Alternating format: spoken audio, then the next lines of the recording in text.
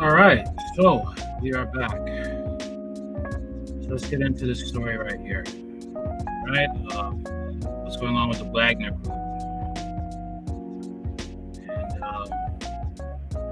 And this will have former U.S. Marine and weapons inspector for the UN, Scott Ritter, on this as well. So let's get into it. Raw Talk Radio, live in 4K, fair use.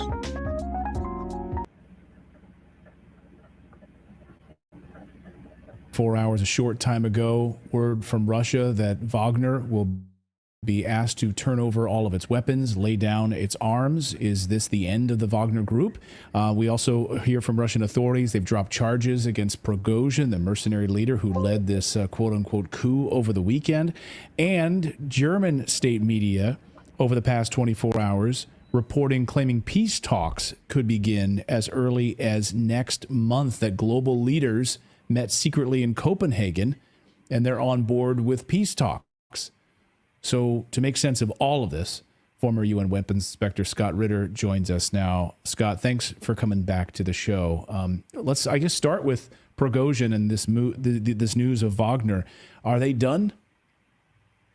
Wagner, as a private military contractor capable of fielding a conventional military force, is finished. It's done. It's over. And it seemed, we saw videos of Russians apparently arm in arm with Wagner forces. There was a lot of apparent celebration. The West was saying, wow, he was greeted with open arms, Prigozhin. I saw a number of CNN headlines saying that it was a hero's welcome for Prigozhin when he went into Rostov-on-Don.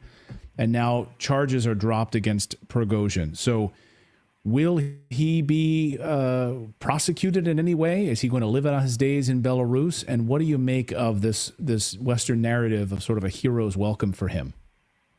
Well, let's start with the hero's welcome. Rostov is a city of 1 million people. Count the number of civilians you saw in the square welcoming Wagner. First of all, the vast majority of the civilians there were there out of curiosity. When Wagner first approached, there were no cheers. In fact, Wagner's forces were confronted over and over again by Russians saying, "What are you doing here? Why are you making this mess?" Wagner put people on the ground at gunpoint. Wagner, who has no legal authority whatsoever. People need to understand that. This is not a military unit. It's not a paramilitary unit. It's a private military contractor who has no legal authority to operate on Russian soil at all. So these are criminals in a Russian city bearing arms, seeking to take control of the headquarters that is commanding the special military operation at a time when Russia is a life and death existential military struggle against Ukraine and the collective West. The people cheered when Wagner left. They cheered because there was no civil war. They thanked Wagner for making the right decision to get out of town. What those people didn't realize is that Rostov-on-Don was surrounded by 10 to 15,000 Chechen Akhmat special forces who had sent a message to Prigozhin that you're going to die in a matter of hours.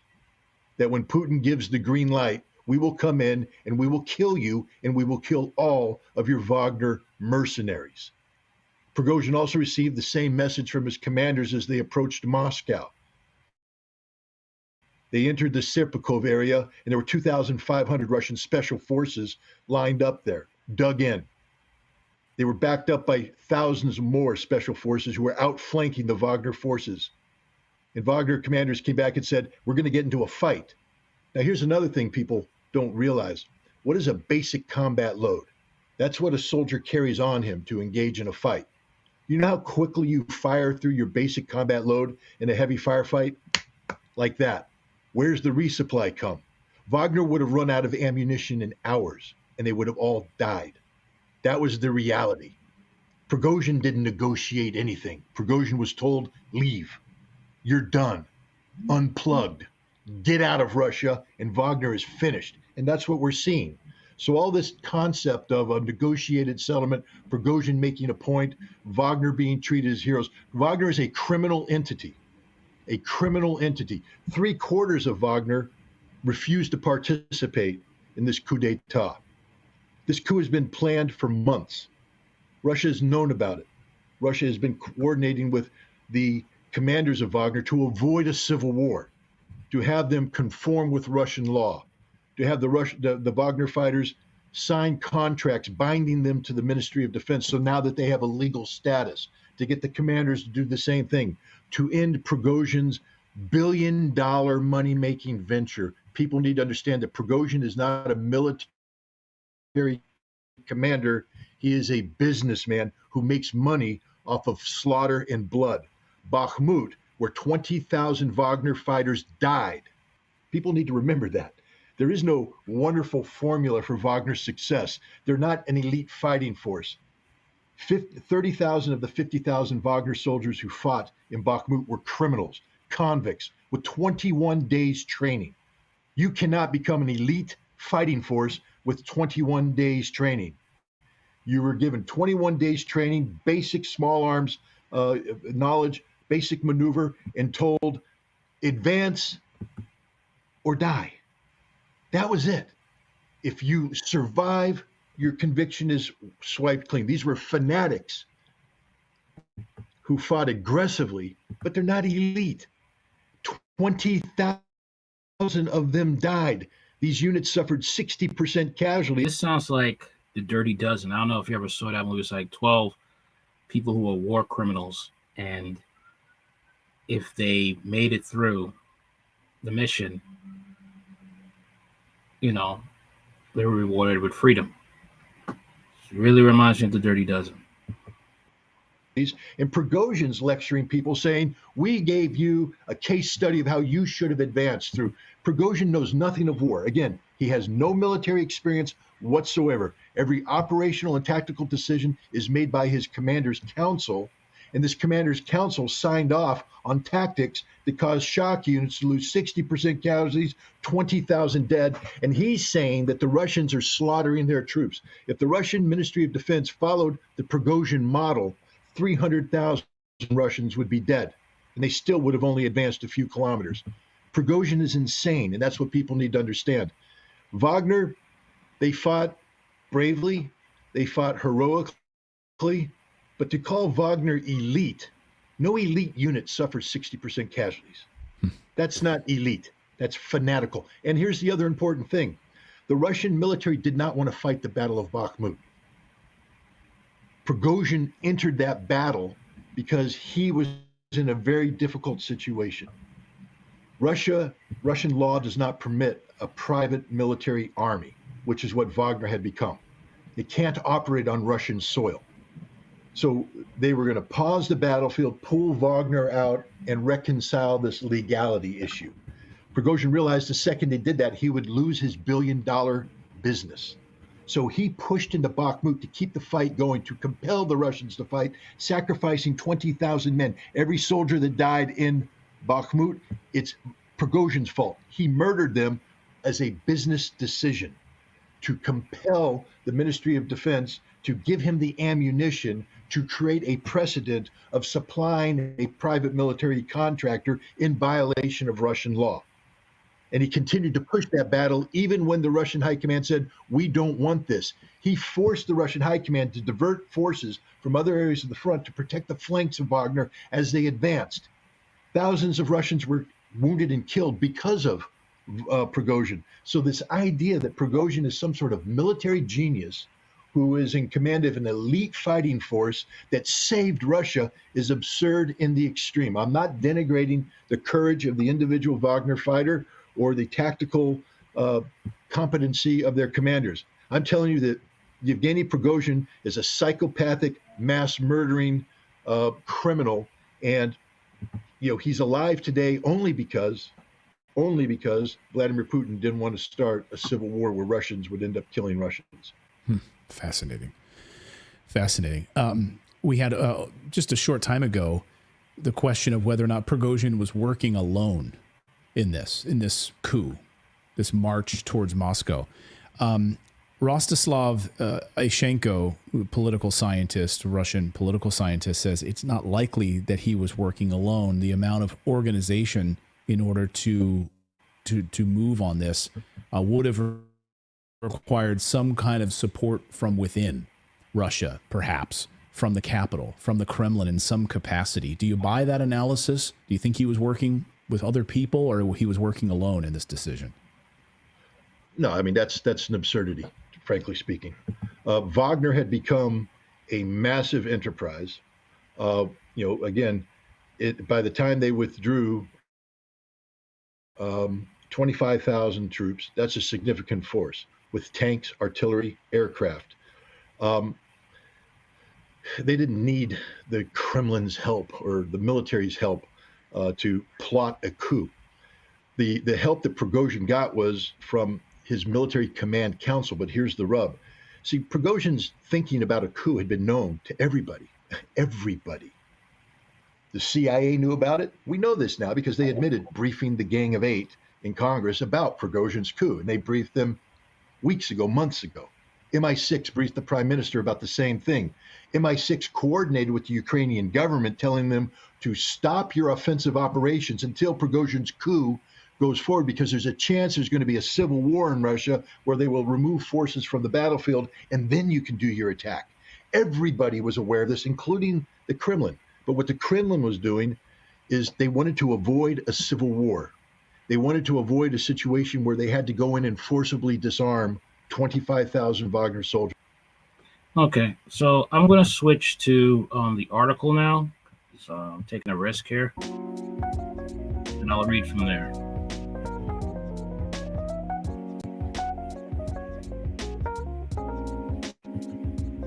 All right, Prigozhin's Gambit, treason by any other name. In 1997, Disney animated musical fantasy Hercules, there's a particular catchy number, Zero to Hero, which describes the rise of the star of the film from a clumsy boy into a strong and capable man.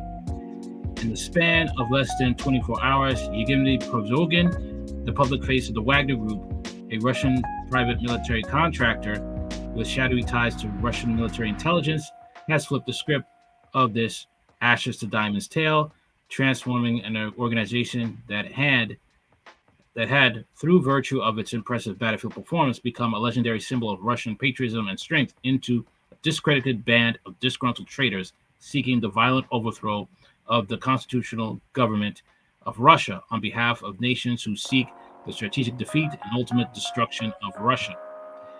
Disney, hold on one second. If Disney were to write a song about Prigozhin and Wagner today, it would be called Hero to Zero. Let there be no doubt in anyone's mind, Prigozhin has become a witting agent of Ukraine and the intelligence services of the collective West. While there may be those in the Wagner who have been unwittingly drawn into the act of high treason through deception and subterfuge in the aftermath of Russian President Vladimir Putin's address to the Russian nation on June 24th, and Prigozhin's impolitic reply, there can be no doubt that there are only two sides in this struggle: the side of constitutional legitimacy and the side of unconstitutional treason and sedition. Anyone who continues to participate in Prigozhin's coup has aligned themselves on the wrong side of the law and has made themselves outlaws.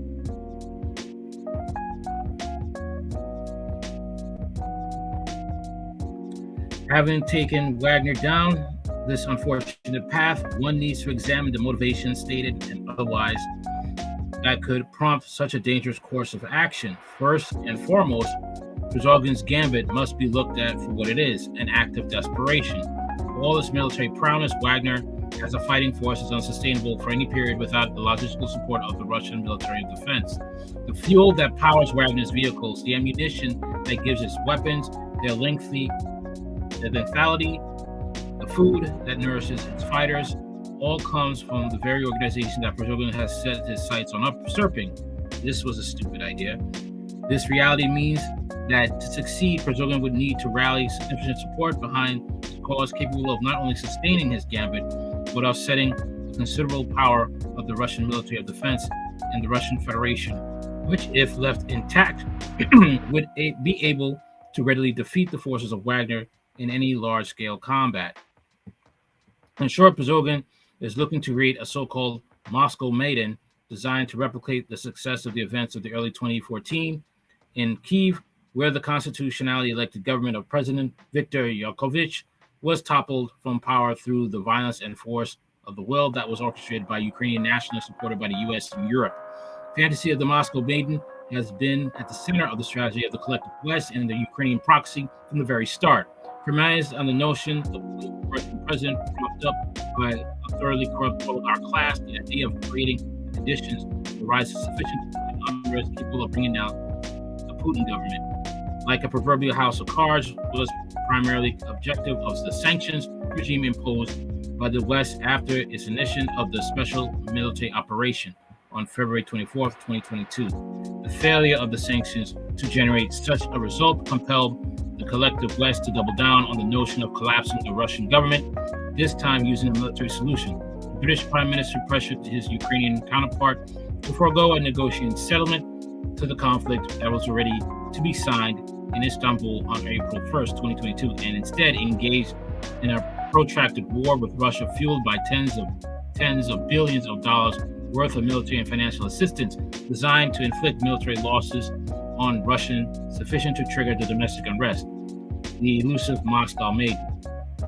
This effort likewise failed, failing to create the conditions conducive for the collapse of the domestic support for Putin and the Ukrainian conflict by pressuring Russia from without.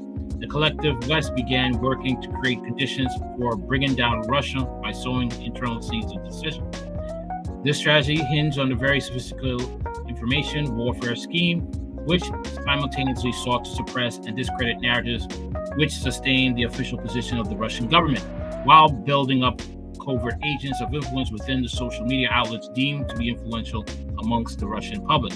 Using these channels, the pro-Ukrainian practitioners of the information war began promulgating narratives intended to highlight the failings of the Russian government, and more specifically, persons close to President Putin who are affiliated with the SMO, by focusing their angst on what these channels were highlighting as the failures of the SMO information warfare practitioners, were able to wrap themselves into the mantle of patriotism, claiming only to be looking out for the best interests of Mother Russia, all while denigrating the character of the constitutional government. There were several compelling narratives that were used by the information warfare specialists to serve as the foundation of their attack on Putin's Russia.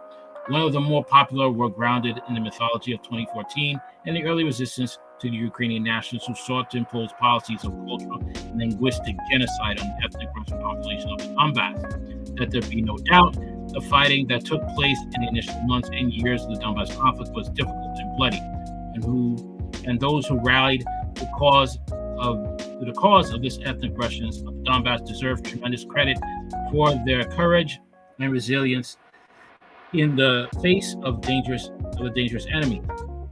But this resistance also served to foster a sense of entitlement among the early leaders and participants of this resistance, which often transformed into resentment against Russia and its president Vladimir Putin for abandoning the citizens of the Donbass to their own fate. The combination of resentment and entitlement turned into hostility after the initiation of the SMO, when these originals took on the barrage at what they deemed to be the inadequate intervention of the part of the Russian government, and the perceived incompetence of the Russian military. Characters such as Igor Gershkin, perhaps better known as by his nom de guerre Strekov, and Russell Texas Bentley, perfected the art of patriotic criticism, which intentionally or not was used by Russian enemies to form the notion of a weak and ineffective Russian government, vulnerable to the intervention of real Russian patriots who were concerned about corruption and inefficiency in the Putin regime. The pro-Ukrainian information warfare outlets were able to help magnify these patriotic voices of dissent by disseminating their messages using Telegram and YouTube channels.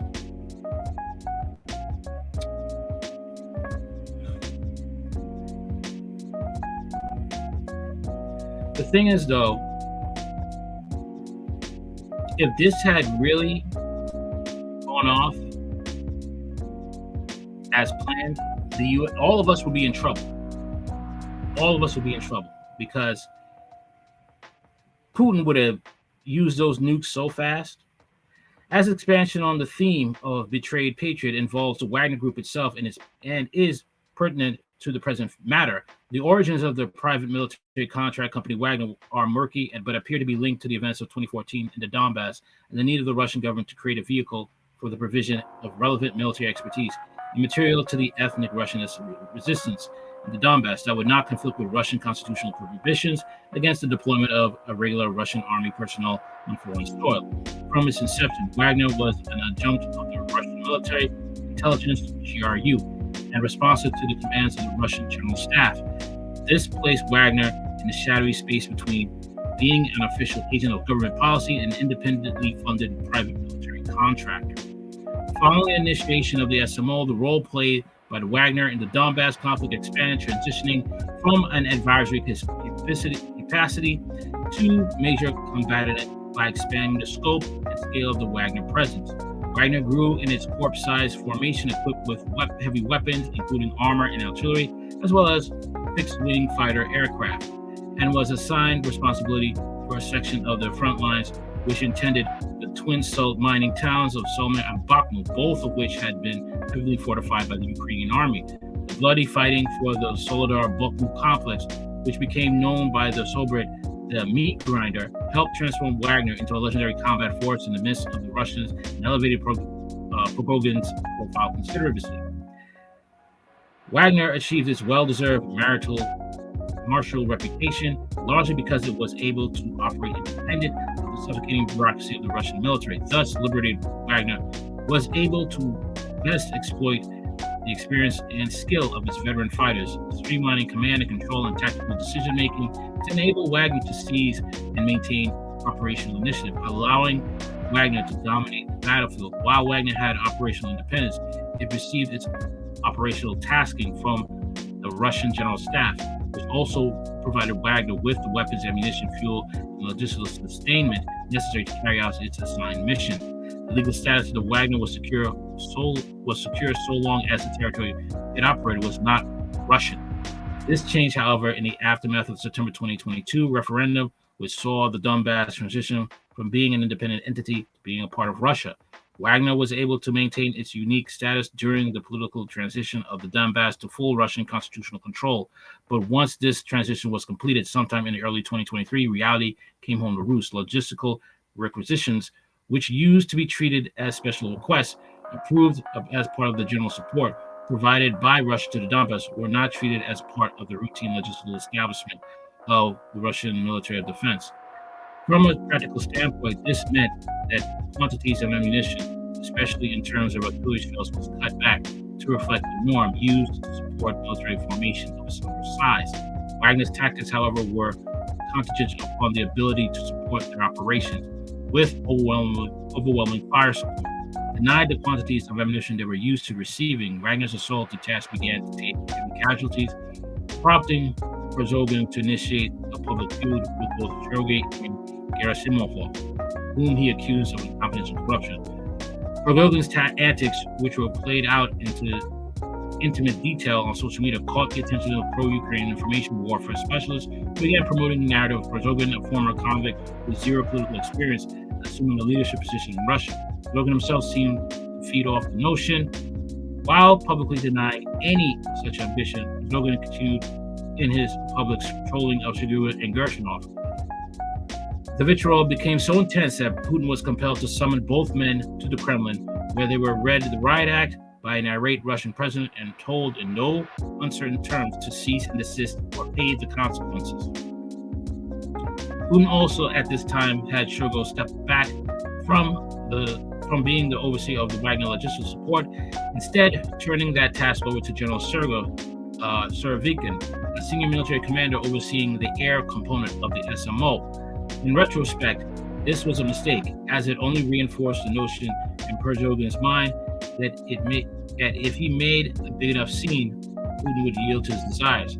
At some point in time, Prigozhin appears to have gone off the rails completely. Even after the presidential intervention, Prigozhin continued his public feud with both Sergei and Gerasimov, at one point threatening to pull Wagner out of Bakhmut before the battle was concluded. Prigozhin went out of his way to promote himself as a frontline commander, appearing in videos he published on Telegram, visiting the Wagner fighters on the front line, often under fire, and then contrasting with what Prigozhin articulated as the timid behavior of Zhurkov and Gerasimov, whom Prigozhin mocked for managing SMO from the safety of bunkers, far from the zone of the conflict. So what was he doing? He was clout chasing in a gunfight, bullets flying everywhere, and he's clout chasing. Wow! At some point in time, Prigozhin's antics caught the attention of Ukrainian intelligence and the British and U.S. counterparts. The narcissistic need for attention, coupled with the grandiose notion of self-importance, made Prigozhin an ideal candidate for recruitment by a hostile foreign intelligence service. A financial component, basic greed, can be added to the behavioral model as well. In addition to seeking to bring Wagner under the operational control of the Ministry of Defense through the rationing of ammunition, Defense Minister Shoigu announced that Wagner's fighters would have to sign legal binding contracts with the Russian Ministry of Defense to allow them to continue to serve their capacity as a combat unit. The reason for this was a constitutional ban on private military companies operating on Russian soil. The Russian government was willing to turn a blind eye to legality while the battle raged. Once the meat grinder shut down, Wagner was withdrawn from the front for a period of well-deserved rest and refitting. The Ministry of Defense announced that before Wagner could resume his combat operations, Prigozhin indicated that Wagner would return to fighting around August 5th. Its fighters and commanders would have to sign the contracts. The deadline for signing the contracts was set for July 1st. According to Prigozhin, the military council commanders, the real leaders of the Wagner Group, refused to allow the contracts to be signed. Wagner and Shoigu were heading for confrontation. Wagner was during this time building upon the goodwill of the Russian people that had been earned in the bloody fight for Bakhmut. Wagner was engaged in an unprecedented public relations campaign designed to imprint on the Russian people the heroic status its fighters enjoyed, all the while seeking to recruit new fighters into his ranks. The success of this public relations campaign only reinforced in the midst of Prigozhin the notion that he and Wagner were more popular amongst the Russian people than were Shoigu and Gerasimov and the Russian Ministry of Defense. The collusion between Prigozhin and Ukrainians, while unproven at this juncture, appear obvious in retrospect. One of the key indicators is the decision by the Ukrainians to send so-called anti-Putin Russian forces across the border into the Belgorod region of Russia, helping to create the impression of Russian impotence and impotence notions Prigozhin was only too happy to magnify on his own Telegram channel. This message was then further decimated by Ukrainian-controlled Telegram channels, including those which operated under the guise of serving Russian patriots. Soon, both Prigozhin and the obstinate pro-Russian social media accounts were highlighting the potential of a Russian civil war, the collapse of Putin regime in a repeat of the collapse experienced in the Russian army of 1917, leading to the downfall of the Tsarist rule and the Romanov dynasty. Indeed, informed observers have stated that many of the Wagner fighters who accompanied Prigozhin into Russia as part of the ongoing insurrection apparently believed that they were being dispatched to reinforce the border region to guard against future incursions into Russia by forces loyal to Ukraine. If the goal of Prigozhin was to achieve the collapse of the Russian regime, it appears to have failed miserably. No political leaders, no military leaders of units, no oligarchs have rallied to Prigozhin's cause. Russia appears to firmly be behind President Putin and supportive of his stated goal of bringing this insurrection to an end, using all means necessary. Of course, they don't want a civil war. While Prigozhin claimed to have assembled a force of some 25,000 men from his march from Moscow, the reality is that the number of Wagner soldiers involved is no more than half that number. Unless Wagner receives substantial assistance, this invasion force will soon run into unsustainable issues. Gas, ammunition, food supplies will become problematic. I don't understand why Prigozhin would even try to do this. You have to depend on Russia to feed you guys, to give you weapons. That doesn't make any sense. Okay? Real insanity here.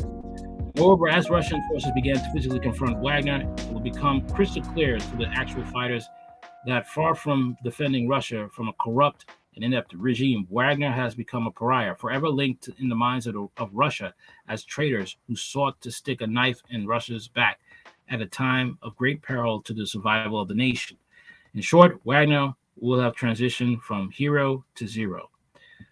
But Prigozhin and his supporters, both in command and rank file of the Wagner, and those collaborators in the social media universe have done in attacking the constitutional government of Russia is nothing short of treason. Unless something extreme happens the next day or two, it's inevitable that the Wagner will be defeated. History books will always punctuate its existence as an organization with perfidy of having betrayed Russia to its enemies. But the critical point here isn't Wagner's treasonous behavior, but rather the fact that Russia's enemies, in particular British and American intelligence services, saw fit to facilitate a substantial armed insurrection designed to remove from power the government of a nuclear-armed power. Imagine for a moment the righteous fear that would have been displayed in the halls of Congress and within the walls of the White House if Russian intelligence had actually conspired to have an entity like Blackwater march on Washington, D.C. with the goal of removing President Biden from power. It would, some might say, constitute an act of war. Russian nuclear doctrine allows for Russia to use nuclear weapons when faced with an existential threat to the survival of the Russian state. If the CIA and MI6 were involved in the recruitment of Prigozhin with an eye toward facilitating Wagner's march on Moscow, then they would have been directly engaged in an action that constituted an existential threat to Russia. Russia would, under its doctrine, have every right to use nuclear weapons in response.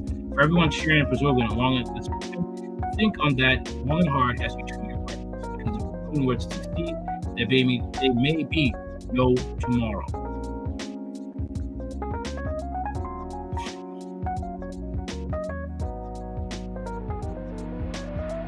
I would say that, yeah, he's right.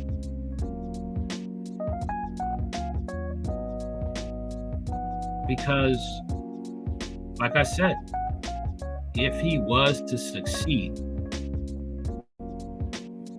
okay, because there are reports of a story saying that, Prigozhin was a CIA operative. All right. That he's exposed as a CIA operative. All right. Hold on a minute.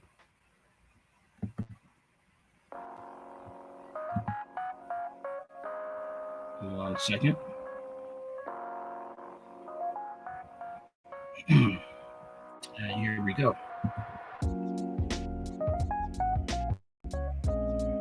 Ta-da! Here we go. Prigozhin exposed as a CIA operative tasked with assassinating Putin. Media blackout about it. Ain't talking about it. Prigozhin has been outed as a CIA asset who was tasked with assassinating Russian President Vladimir Putin, according to credible reports. Several news organizations affiliated with Tucker Carlson have confirmed that Prigozhin is actually a CIA asset working on behalf of the globalist elite. Kind of makes sense that he would make such a bold yet idiotic move to go against the hand that feeds you, try to go against Russia.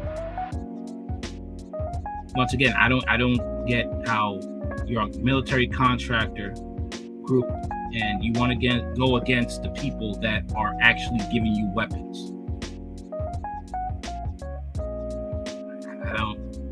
Putin was smart not to, the military council was smart not to give them so much weapons, because if they had enough weapons to take down the Ukrainians, at Bakhmut, I'm sorry, they did, but they would. Who's to say they wouldn't try to have gone all out? But it was a fool's errand anyway, because Putin has allies. Putin is not a dummy. Anyway, let's keep reading. Charlie Kirk, the founder of Turning Point USA, told members of his inner circle that Prigozhin was spotted with a known CIA operative, confirming suspicions that the attempted coup in Russia was a CIA operation. Flagged Eagleton reports, for safety reasons, our correspondent on the ground in Chechnya, Joe Barron, said he wouldn't confirm the name of the agent, but he was definitely who Kirk and others on Twitter say he is.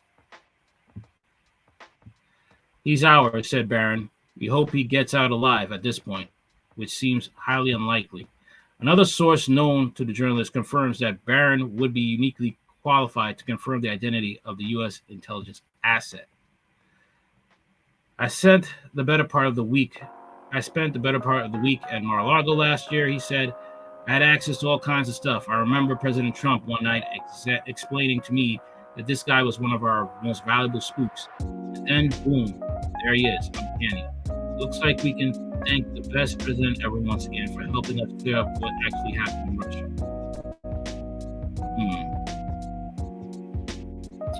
Okay. All right. That's all I got for now. So, tell me what you think. All right? What are your thoughts? All right?